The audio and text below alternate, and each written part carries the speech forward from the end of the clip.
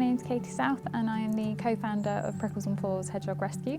I started the charity when I was still in secondary school. We started taking in hedgehogs and learning how to rehab them, and it's really grown from there. There are a number of threats to hedgehogs. They've recently been reclassified as vulnerable to extinction in the UK. Quite high up on the list of reasons is the habitat destruction and habitat fragmentation. A large proportion of our admissions are linked with humans, so strimmer injuries, dog attacks, through to sort of netting entanglements and entrapments. It's sad to see, but a good portion of our admissions are human related. Last year we admitted 1,307 and we're currently on 1,196. So we'll set up for the shift. Every hedgehog is cleaned out, weighed, health checked and start administering fluid by injection and antibiotics or anything like that that they need.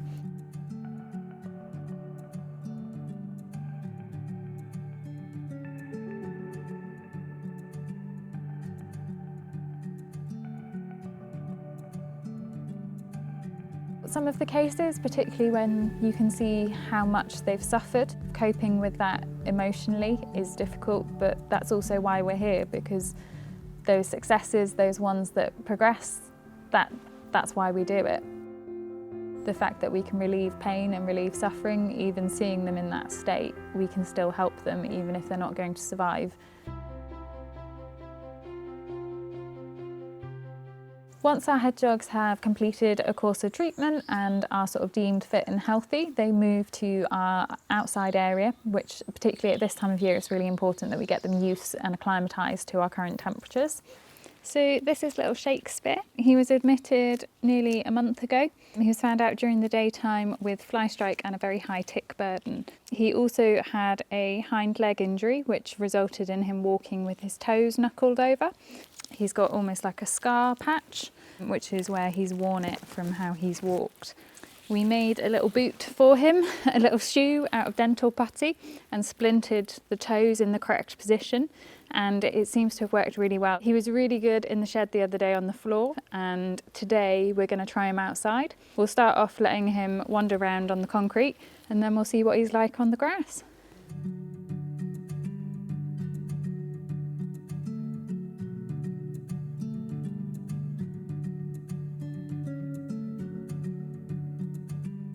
Another thing that people can do in their gardens is make sure that the whole garden is accessible and that they can't become trapped at the bottom of steps by making mini steps. You can see the injured leg's still a little bit twisted as he's pushing it up, but he has managed to get it flat on the second step, which is good.